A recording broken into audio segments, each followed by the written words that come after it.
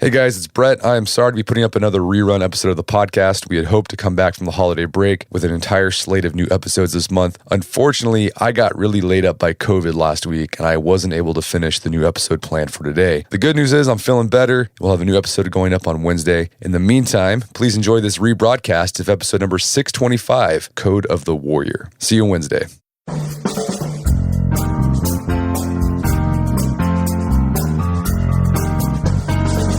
Brett McKay here, and welcome to another edition of the Art of Manliness podcast. War is a violent and bloody business, but it's rarely a no-holds-barred free-for-all. Instead, codes of conduct that determine what is and isn't honorable behavior on the battlefield have existed since ancient times. My guest today explored these various codes in a book she wrote during the decade she spent teaching at the United States Naval Academy. Her name is Shannon. She's a professor of ethics and philosophy, and her book is The Code of the Warrior, Exploring Warrior Values Past and Present. Shannon and I begin our conversation with the pointed questions she used to pose to the cadets she taught as to how being a warrior was different from being a killer or murderer, and when killing is and isn't ethical. She then explains how the warrior codes, which developed all around the world, arose organically from the warriors themselves for their own protection, and how these codes are more about identity than rules. Shannon and I then take a tour of warrior codes across time and culture, starting with the code in Homer's Iliad, and then moving into the strengths and weaknesses of the Stoic philosophy, which undergirded the code of the Romans. From there, we unpack the code of the medieval knights of Arthurian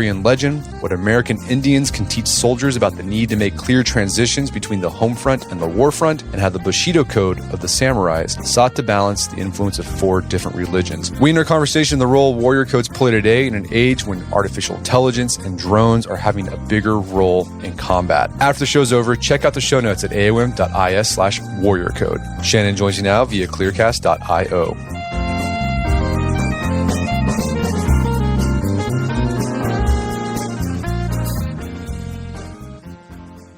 All right, Shannon French, welcome to the show. Thank you for having me. So you are a professor of philosophy who specializes in ethics, particularly ethics in warfare. How did that happen? I get that question a lot. Well, first of all, I'd always had a fascination for military history. In fact, that goes so far back that I ran into someone I hadn't seen since I was 8 years old a few years ago. And he said that he saw that I had written a book on Code of the Warrior. And he said, well, that makes sense. So apparently, even as an 8-year-old child, I had shown an interest in this area. But going forward, when I got into graduate school, my work was focused around the very difficult issues where self-interest and ethics seem to conflict. And in looking at that area, of course, the stakes are never higher than when it's life and death. That led me into military ethics. And what ultimately changed my life was getting the position to teach that at the U.S. Naval Academy in Annapolis. Well, let's talk about that. So you taught ethics at the Naval Academy, and you had one class called Code of the Warrior, which you turned into a book that we're going to talk about today. What was the response to that class, to this idea of the Code of the Warrior? Well, I have to say I have so many wonderful memories of that time in my life and that experience of teaching Code of the Warrior to the midshipmen. Essentially, this was an opportunity for them to really look at the issues that they would be facing very soon after their graduation and commissioning, and to look at them from this background of not being the first people on earth to face the kind of problems that were in their future, to feel part of something longer, a legacy that they were joining. And so there was actually quite a lot of enthusiasm around that course. And I will say we also had a lot of fun with it. And it sounds strange, perhaps, to talk about having fun with a military ethics course.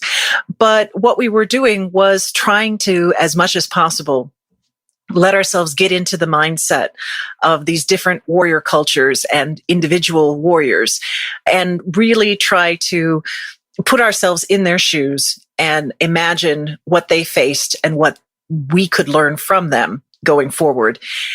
And that, of course, is something that could not have been more relevant. And unfortunately, while I was at the Naval Academy, in the time that I was there, in the 11 years that I was there, we went from a force that was largely focused on things like humanitarian interventions to 9/11 happening and Operation Enduring Freedom and Operation Iraqi Freedom, and my students were going off to war.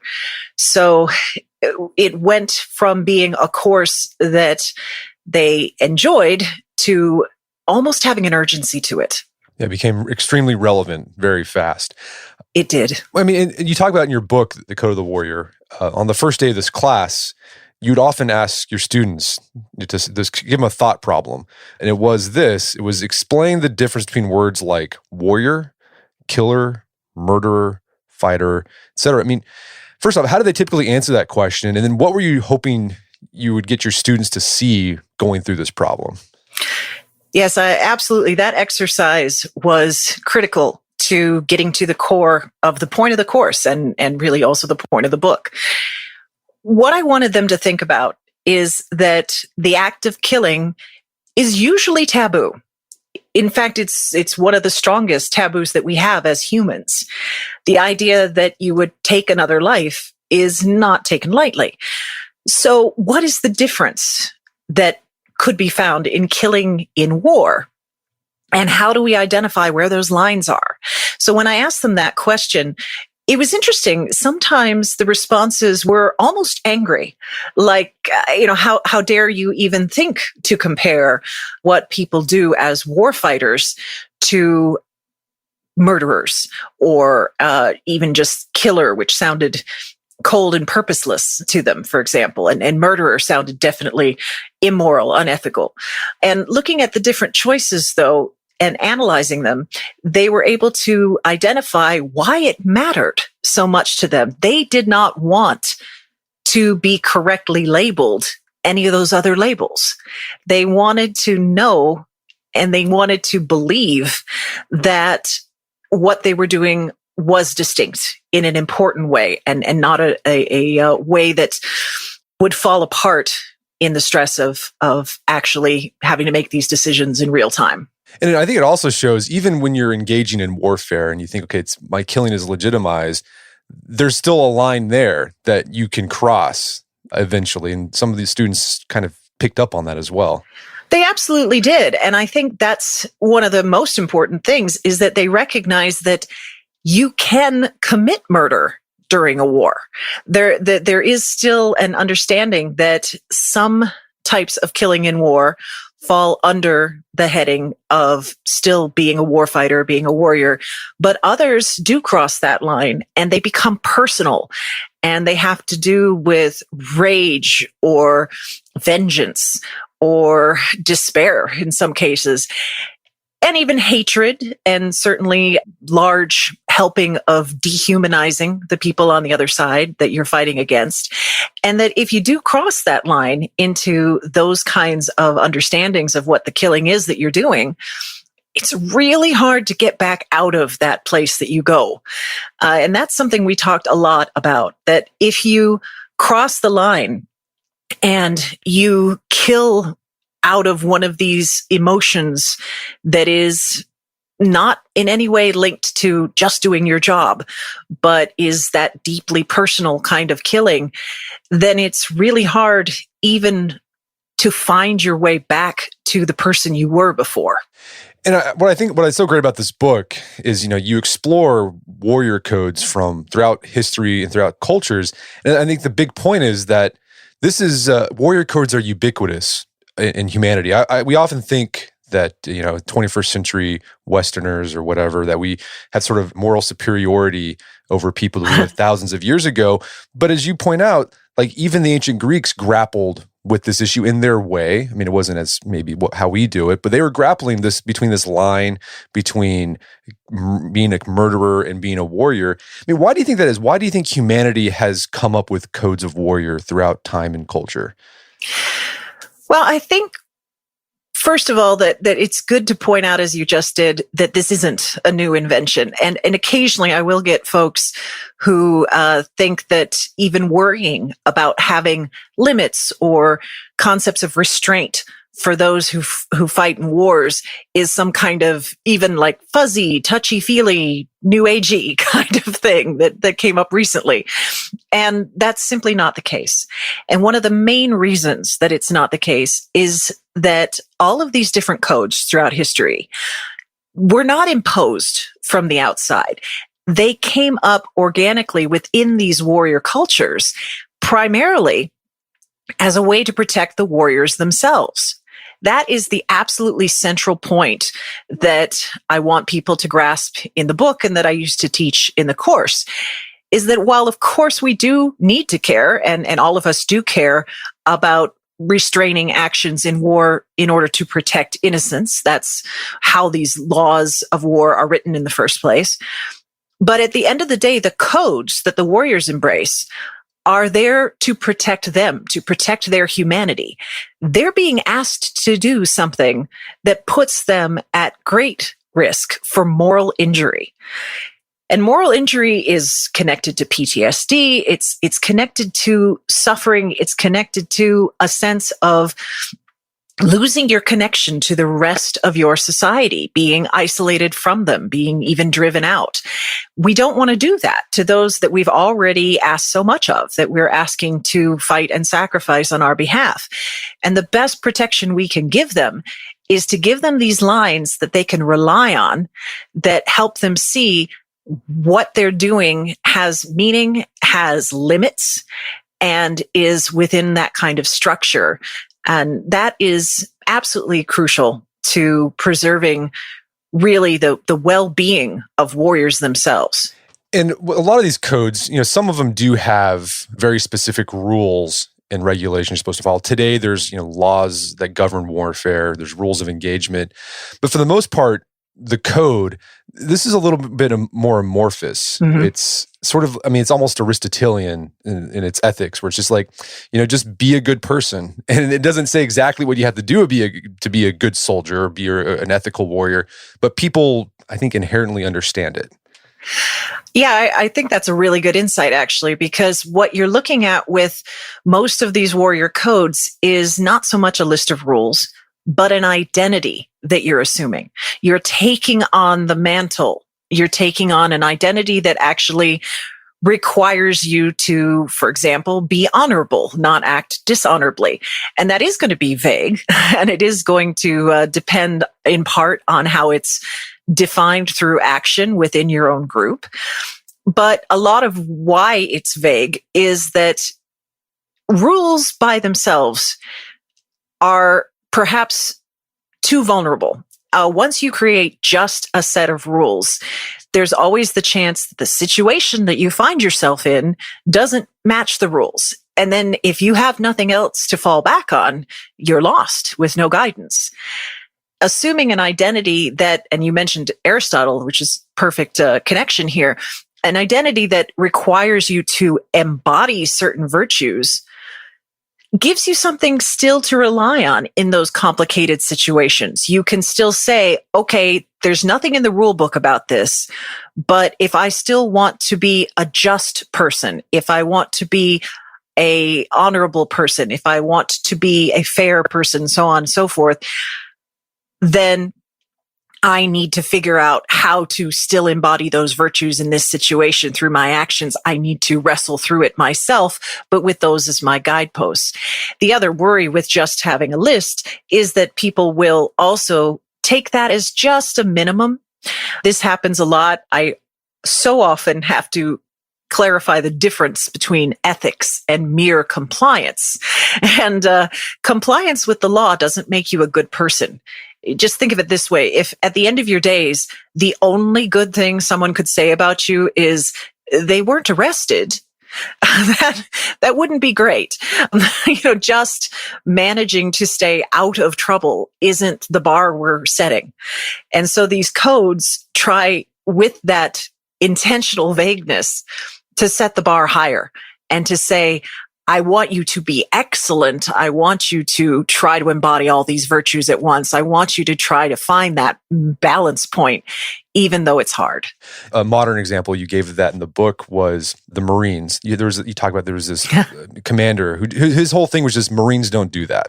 That was it. Mm-hmm. And it was very vague, but that, as soon as someone came across something that seemed kind of like squidgy, it's like, yeah, Marines don't do that. It's not what we do. Yeah, there's a wonderful story about that in Mark Osiel's book on obeying orders, which I love because it's from the Vietnam War and it's a true story. And it explains how those simple 4 words actually stopped someone from effectively committing a war crime. But what it brings across for us is this point that the identity there is stronger also than the rules, in the sense that you've chosen to be, for example, in that case, a Marine. You chose that identity. You've embraced it. You've gone through all of the rites of passage and so forth to make you feel part of that community. And so betraying that is a big deal. And it's a big enough deal that psychologically it can overcome the other pressures you're going to feel. Because certainly you can't have these conversations without talking about how incredibly hard it is to hold this kind of restraint in some of these circumstances, that you are in fact going to be tempted to do the wrong thing. That's something that I always tried to talk about in my class, that I didn't want them to give me pat answers. If I said something like, would you ever shoot an unarmed POW? If I just asked it like that, the students would of course say, why, no, ma'am. That's wrong. I would not do that. But that's unhelpful. That it's just a pat response to a straightforward question.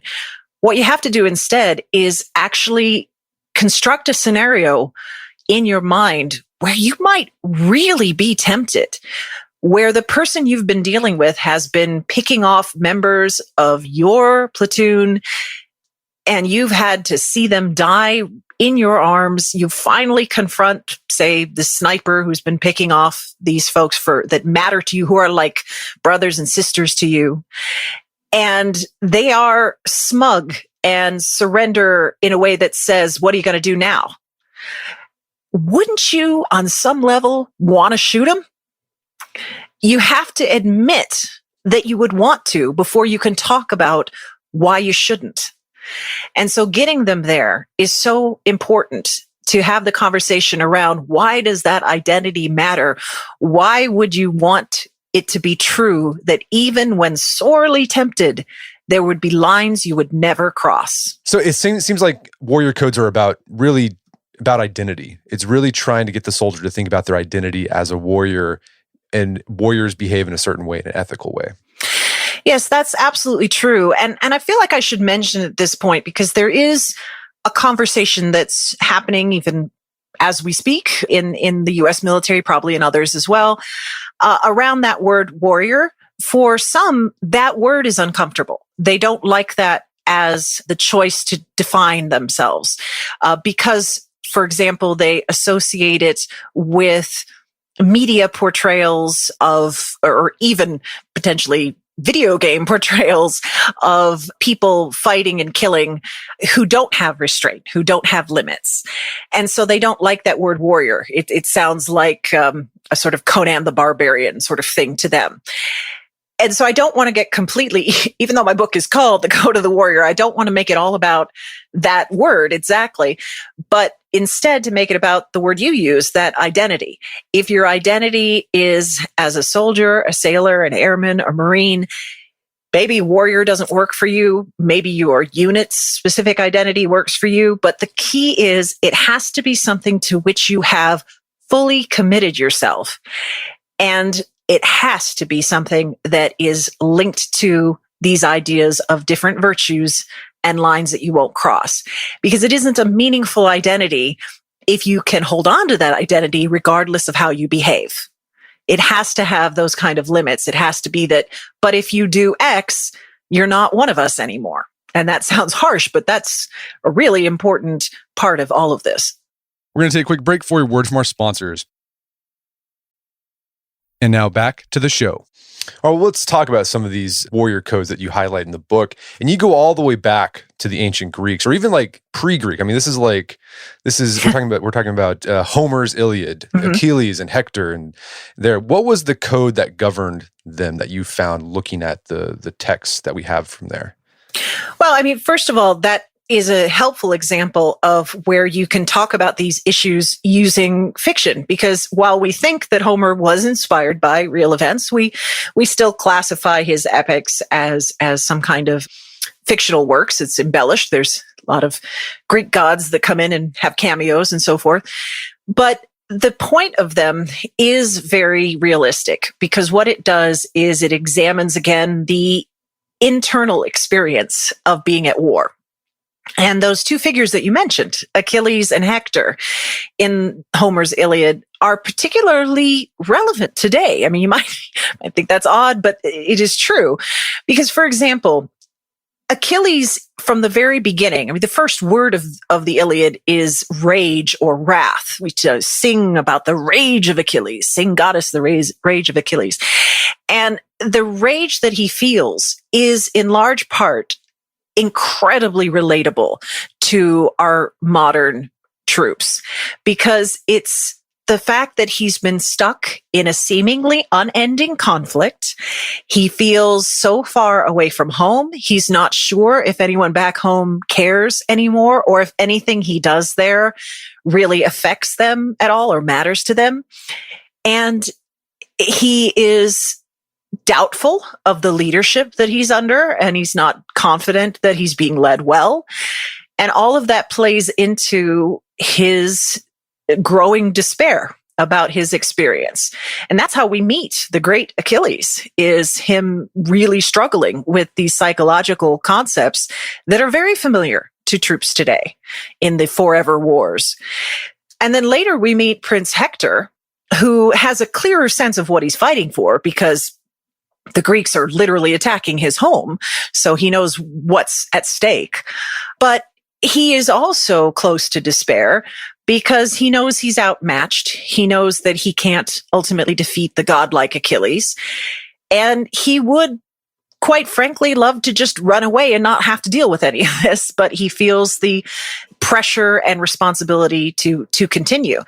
And then when these two men clash one against another, you also see these issues of honor and dishonor, because for Hector, even in the midst of everything that all the pressure he's under and everything that he's enduring, he does maintain his code and his internal sense of honor, and even judged against an external sense of honor in his community.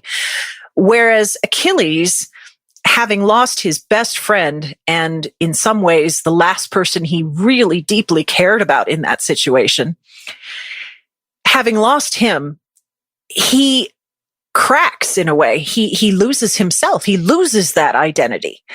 And he ends up going into this one-on-one battle with Hector, having thrown off any of the restraint, having no longer embraced his warrior's code, but instead acting almost just on pure instinct like an animal. And he is prepared to destroy Hector, and it is very personal, and it is more like a murder than a killing in war.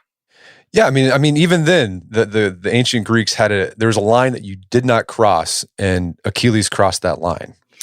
He does, and he, in a sense, the point that is so poignant in the story is that while you understand his grief and his pain, because we've gotten to know Hector too, there's a sense that Hector, does not deserve what Achilles does to him. And Achilles actually strips the body naked and drags it behind his chariot. This is desecration of a corpse. And this is something that most cultures, even today, of course, consider to be a gross violation. And when he does that, the horror of it strikes everyone on both sides of the conflict. And again, I mentioned they had the story has the Greek gods in it, and the gods are horrified. That's how far he's gone over the line. And at that point, it no longer matters that Achilles is objectively the best fighter, because he still is. Nobody doubts that. Nobody questions that. but he's lost this essential quality. He's no longer honorable, having done that to the corpse. And he even realizes he crossed the line when Hector's father, Priam, comes to Achilles to get Hector's body back. Oh, yes. And I love that scene. It's an incredibly powerful scene in the epic, because what you end up seeing is an old warrior near the end of his life who knows that there's not much left for him.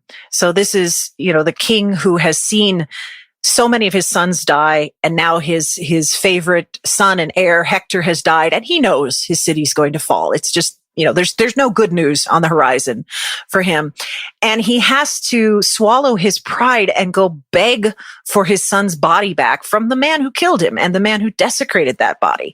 But when they actually confront one another, Achilles looks at the older version of himself, in a sense, and he's incredibly moved.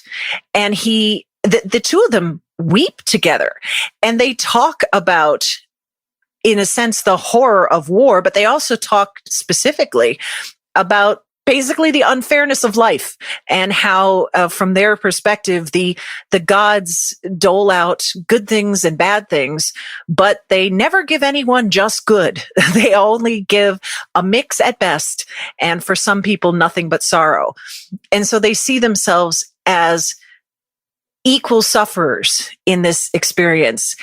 And Achilles relents and essentially gets his soul back, or gets some of his soul back from that experience. And he does return the body, because he has seen that what he did was wrong, and that he wants to be worthy again. And he does make that ultimate decision. Now, I will say, in the way that the Homeric cycle proceeds, it happens outside the bounds of the Iliad, but the gods still punish Achilles, and his punishment is significant too, in that he's ultimately killed by someone who isn't worthy. So the gods actually help Prince Paris shoot that arrow that famously hits Achilles in his heel, his one weak spot. And that is shameful under their culture, to be killed by someone who is less than you are. And so there too, the punishment does still come to Achilles. All right. So it sounds like from the Iliad, we can learn that the ancient Greeks did had a code of ethics in war, that it could cross a line, and Achilles is a manifestation of that. And I think Hector's also just a great example of an ideal soldier that you'd want to embody. Like he knew he was going to lose, but he still felt duty bound to defend his home, defend his country.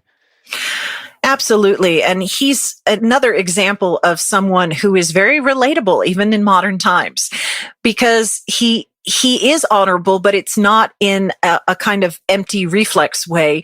He thinks deeply about what he's facing, and he admits privately, we get a glimpse inside his mind, and he admits that he wishes he could run away from it all. And there even is a moment before he has his ultimate, you almost want to call it a duel with Achilles, where he actually does run away. So he has a moment of weakness that is so human that it kind of just makes him a little bit more lovable. Right. He sees Achilles with armor made by the gods and recognizes that he has no chance of surviving. And for a moment, his will cracks and he runs away from him. But then what brings him back is also relatable.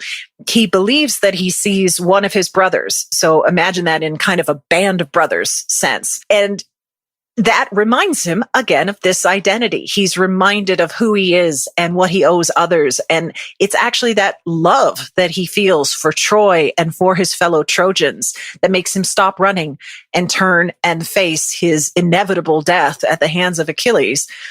And that is, again, I think a moment where people really recognize that this experience is timeless, that you can put yourself in this character's shoes from millennia ago and recognize things that we could see in any modern conflict. All right, so let's fast forward to the ancient Romans. And you say the Romans had sort of a Janus-faced view towards military ethics. What do you mean by that?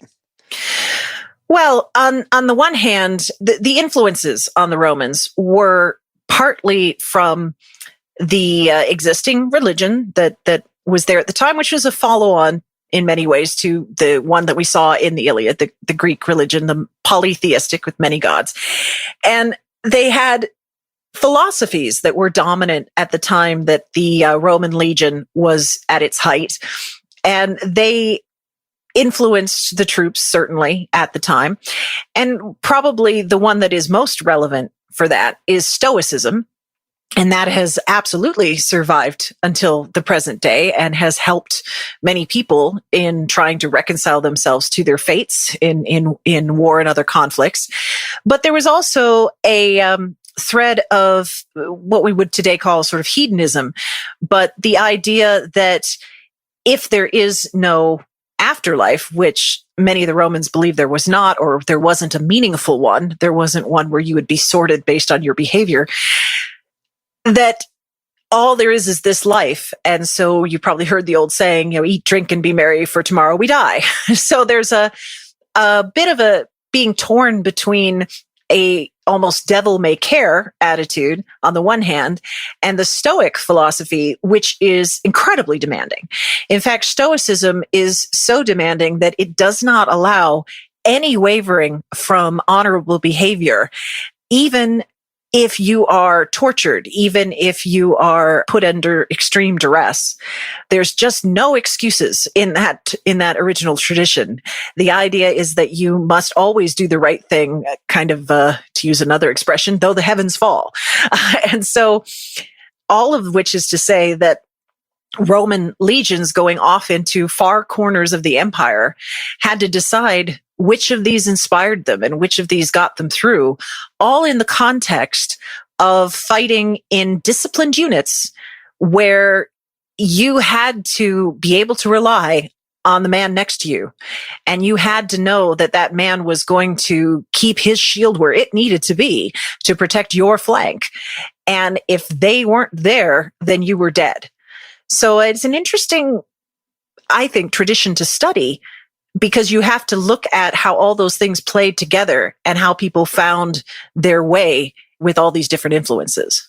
I mean, so on that Stoicism side, for a soldier or a military leader, Marcus Aurelius is the most famous military leader who was also a Stoic philosopher.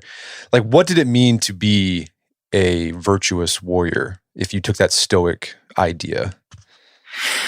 Well, it was the ultimate no complaints, no excuses philosophy. So for Marcus Aurelius, and you're quite right, he was someone who led troops into combat and was himself right there with them in a lot of cases. So he wasn't leading back from back at the Capitol. He had the belief that everything was predetermined, that you had a role to play. And whether we want to play that out as fate or however you want to think of that. But the important thing was you were assigned a role. And if your role was a soldier in the Roman legions, then it was your entire purpose in life to do that role as well as you could. So whatever task you were given, every one of those tasks had that same point of pressure on it. So what I mean by that is that you couldn't slack off anywhere. If you were told to clear a forest, then by God, you needed to clear that forest the best way a forest has ever been cleared. You were meant to take everything as absolutely defining you. So maybe to think of it in these terms, it would be to imagine that if you were told to guard a particular point, then imagining that would be the entire story that could ever be told of you, whether or not you guarded that point, was the way you needed to approach that. And so that actually carried on. And I mentioned this with the torture analogy, that you should not sacrifice those tasks and those assignments. You shouldn't fail those roles, regardless of what happens to you. So Marcus Aurelius made the point that the one thing you have control over is your response to external events. The external events are going to do whatever they're going to do, and the people around you are going to do whatever they're going to do. But the one thing you have control over is your response, how you react. And so it was absolutely imperative for a Stoic warrior to always react honorably with literally no regard for the consequences to themselves. So it's a very, very high bar. And I don't think there's many that are much higher that you can find. And as you said, the Stoic ideal still lives on today. Many soldiers across the world go to Stoicism as a way to help them manage their role as a soldier.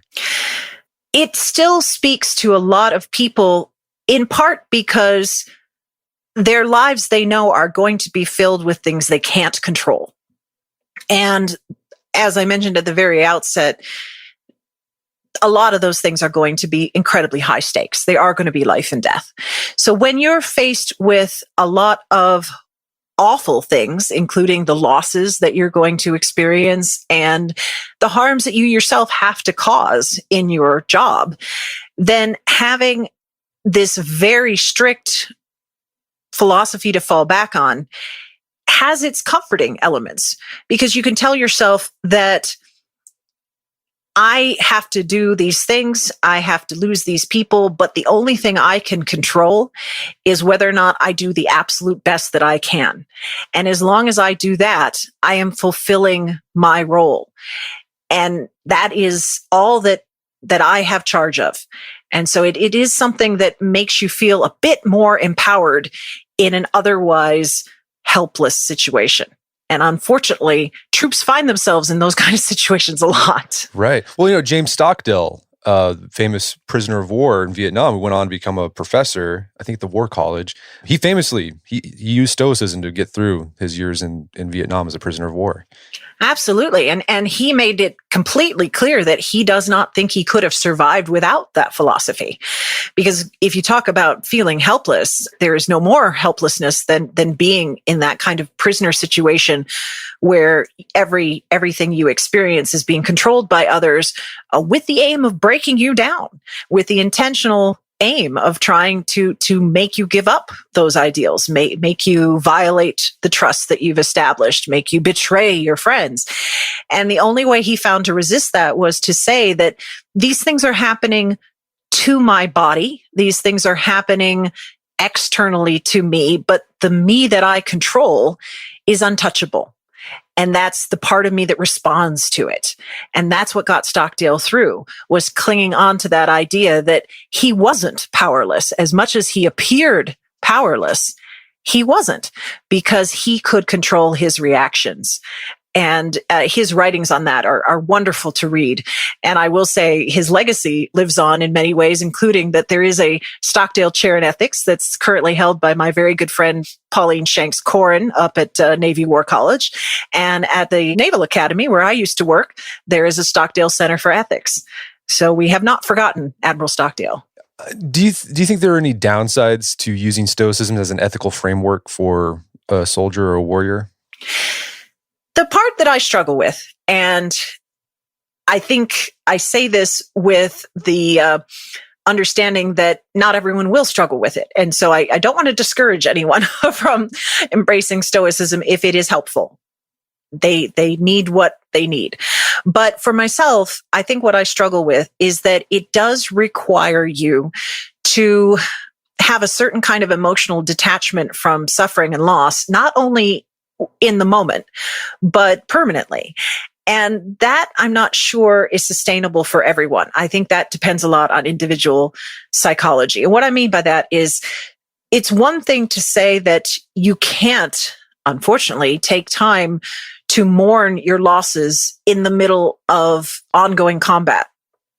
If you did, more people may die. You have to some extent, embrace stoicism to get through that moment with any hope of seeing future moments.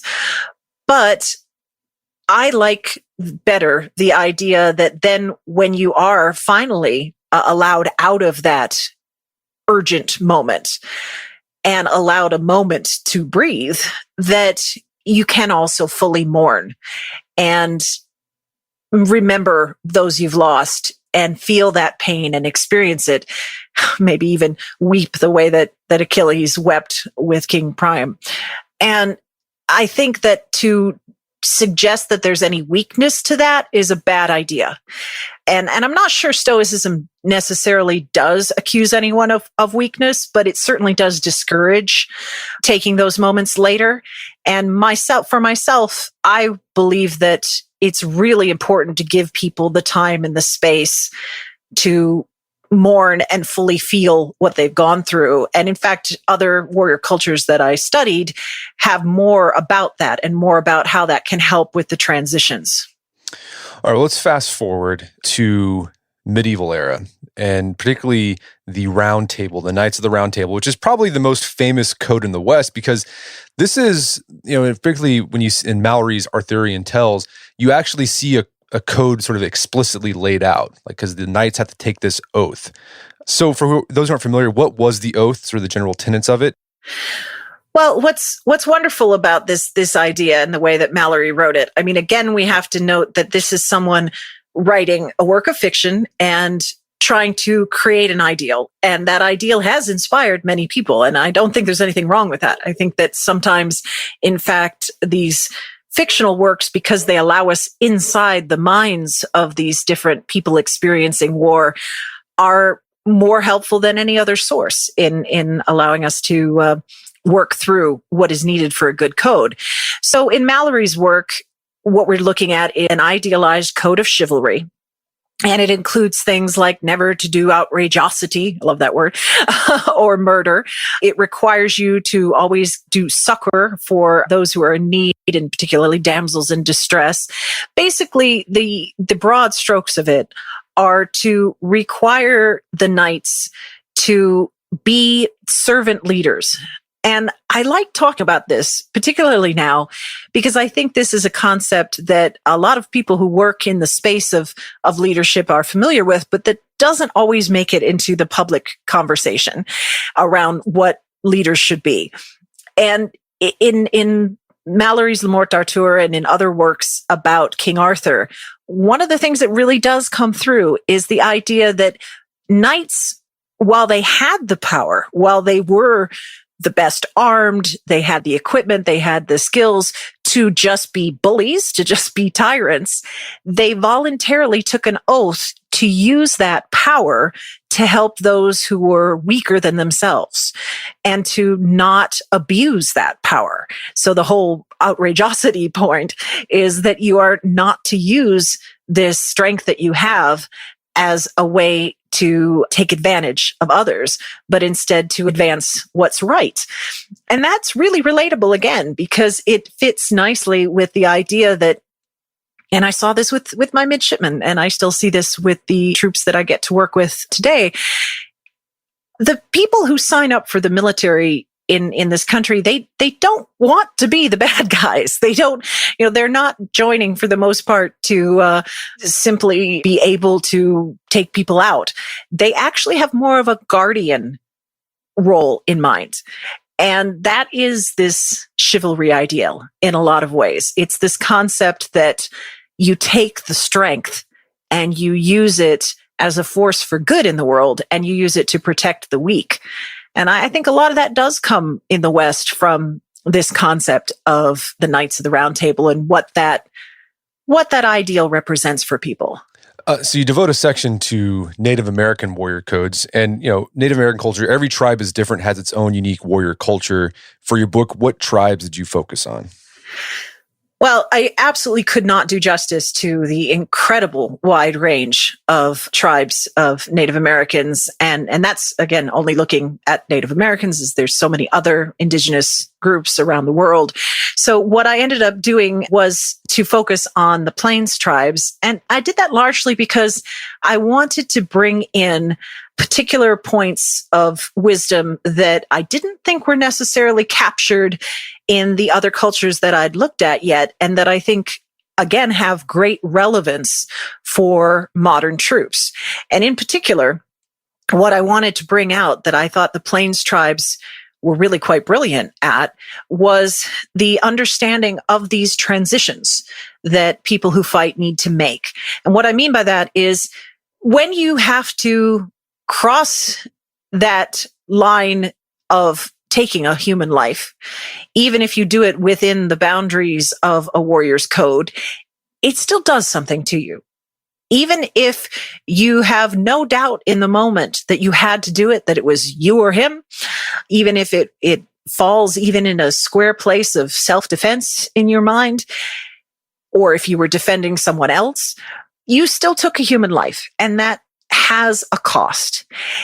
And you also simply participated in a level of violence that doesn't fit anywhere else. That if you did the same behavior in another context in your society, it would horrify everyone. So you need some help transitioning from that experience, and even from the structure and living with other warriors that you have been in order to do whatever mission you're on, to transition from that back to being with your family, being with your tribe in this case. So what they put in place, and it does differ for different tribes, but to give you the gist of it, were different transition rituals that really acknowledged this need to feel that you were setting aside that part of you that was the warrior and returning to the peaceful part of you that could be with your family and that would not commit what we would call today acts of domestic violence, for example. And so they would do things that would mark the point where you have stepped away from your combat role and you are stepping back into your peaceful role within the tribe. They would allow you to purge yourself, whether it's, for example, a sweat lodge ceremony, where you're literally sort of sweating out, that experience, but also talking about it. And one of the things that isn't always understood is that there's an element of group therapy in a lot of these rituals, where you and others who have seen what you've seen and done what you've done are in it together, and you're all letting it go, and you're all taking this moment to acknowledge it and process it before you return to your families so you can change modes. And I just think that's something that we have lost sight of. There's been tremendous work by folks who work in the space of moral injury. I particularly admire the work of Jonathan Shea, who's done just marvelous things. He wrote the book Achilles in Vietnam and also Odysseus in America, and others who have understood this importance of transitions. But it hasn't made it all the way, again, through the culture, and it hasn't made it into policy and practice to the degree I would like to see it. That idea of rituals for transitioning into warrior mode and then transitioning out of warrior mode is something that we could, an insight we can get from Native American culture. Absolutely. Okay, let's move on to an Eastern warrior culture. And probably the most famous that people know about here in the West is the Bushido Code of the Samurai.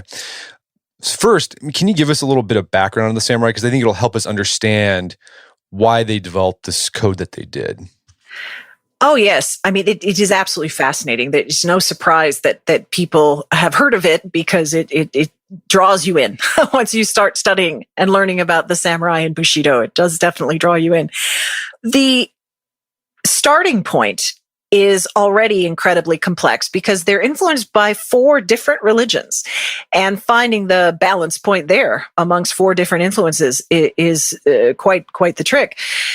They're influenced by the indigenous religion of Japan, Shinto, but also Buddhism, Taoism, and Confucianism. And all of those are woven into this fabric of a warrior's code, where you are to balance things that aren't necessarily, at least on the face of it, all that compatible. And what I mean by that is, so on the one hand, Shinto requires you to honor your ancestors and act in a way that reflects honor on them. And that is a kind of an attachment that you have to the past and to a legacy and to a tradition. Now, you can understand that being very powerful in a warrior's code, but when you blend that with Buddhism, the core tenet of which is non-attachment, it's hard to know how you find, again, the balance point for that. But Buddhism, amongst many other things, teaches another point that you can imagine being very helpful to warriors. And that is this idea that as you go through life, you are trying to find the middle path between extremes. And that if you allow your experiences in war to drive you to one of these extremes, then you are pushing yourself further from enlightenment. And you have to keep bringing yourself back and trying to find that middle path, that middle way. It also has these defined limits around right action and trying to find how you can behave correctly as a warrior in that role and still be moving towards a better understanding of your place in the universe. And it helps deal with death as well, because ultimately the goal for a Buddhist is not any kind of individual survival, but to really merge with the infinite, to be one with the universe. And the peace that is meant to come from that is an end of all suffering. So you could see that as something held out as hope for warriors who are seeing a lot of suffering and having to endure a lot of pain and discomfort. But then they're also balancing those two influences with Taoism, which is something that what I emphasize in the book is that really when you have to go into a combat situation, the level of focus that you required to maintain, we often talk about people having their head on a swivel, having to be on a level of alert that is incredibly much of a strain to maintain for a long period of time. That wears you out in a unique way and throws you out of balance. And Taoism is all about balance. And it's about balancing things like the yin and the yang and finding your other side to put yourself back at peace. So it is helpful for the warriors. And actually the samurai played this out in a fascinating way because they thought of, well, if I'm going to be fighting and the combat side of me is going to be bringing out all of that violence, then in my downtime, I need to intentionally choose to do things that are the opposite of that. And so they would do things like watercolor painting and origami and flower arranging and being out in nature. And I find it fascinating that modern work in neurology and neuroscience, neuroethics, even all of this area, it's an emerging fields that are fascinating, bear this out, that it is really helpful for a healthy and stable brain to cycle in this way. That if you're experiencing too much of one kind of stimulation, you need to intentionally balance it with these others. So they had an intuitive sense of that. And then last but not least, this Confucian influence has a lot to do with your relationships with other people, in particular, power relationships. And that's something that a lot of people think of when they think of the samurai, because they had a tremendously strong sense of duty to those in leadership roles. And the idea that you would always help those above you save face, and that you would do everything in your power to not embarrass them and to make them look good, even at your own expense.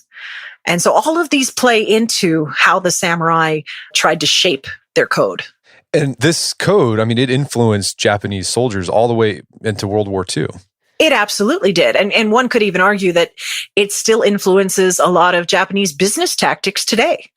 There's still this idea that saving face is important and that can work both ways. What I mean by that is, on the positive side, it is selfless. It is putting the interests of the mission or the unit above yourself.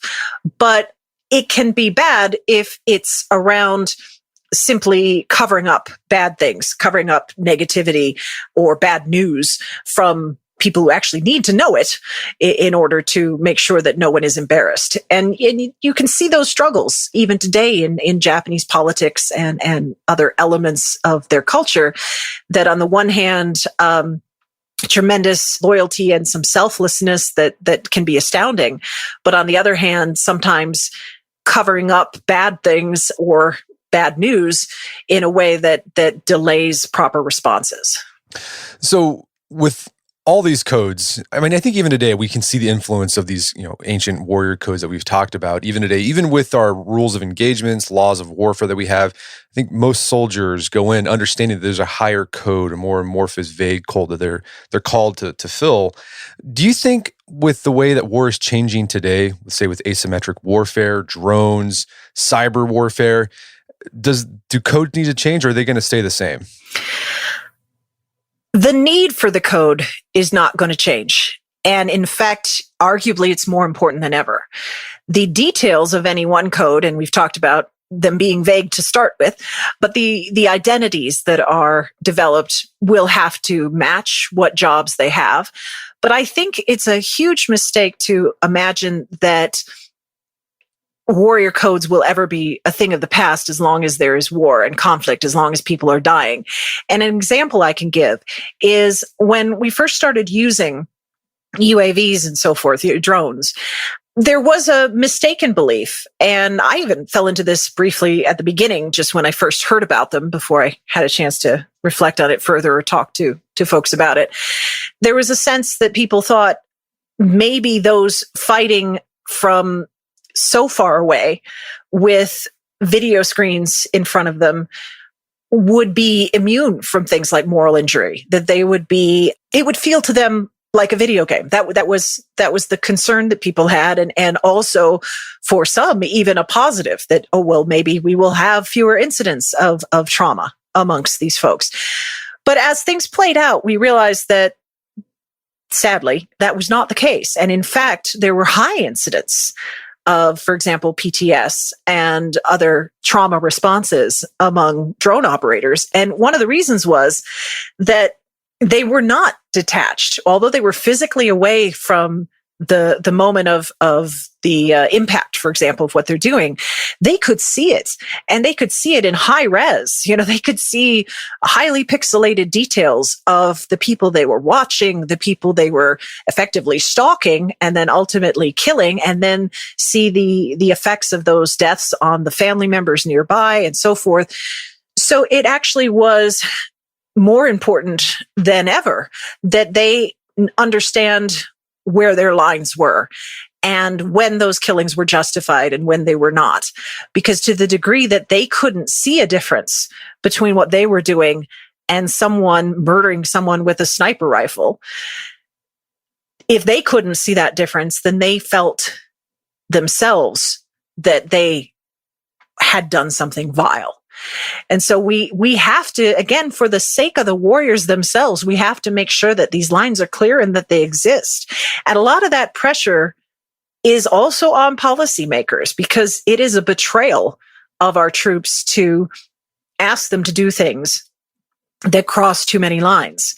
And that is, in fact, undermining them, not making life easier for them. It always drives me nuts when people who have a distanced perspective to all of this will say, why should you have any rules for our troops? Just let them take the gloves off and fight any way they want. That's not doing our troops a favor. That's actually making life worse for them. You don't help them by removing the code. The code is there for their protection. It's there to allow them to hold on to their humanity and to know that what they're doing has honor to it. And if you strip that away from them, you're harming them more than any bullet ever could. Well, Shannon, this has been a great conversation. Is there some place people can go to learn more about the book and your work? Well, absolutely. I mean, we're quite proud of the fact that at my university, at Case Western Reserve University, we've actually started the first military ethics master's degree program in the country. And so you can go to military ethics at case.edu and learn about that program there and my work. And we have some videos and things there that you can watch. And also, of course, the book itself. But this work is ongoing, and we are always trying to recruit more people into military ethics to help us wrestle with the problems of the past and the future. Well, Shannon French, thanks for your time. It's been a pleasure. Thank you so much. My guest today was Shannon French. She's the author of the book, The Code of the Warrior, Exploring Warrior Values Past and Present. It's available on Amazon.com. Also, check out our show notes at aom.is/warriorcode, where you can find links to resources where you delve deeper into this topic.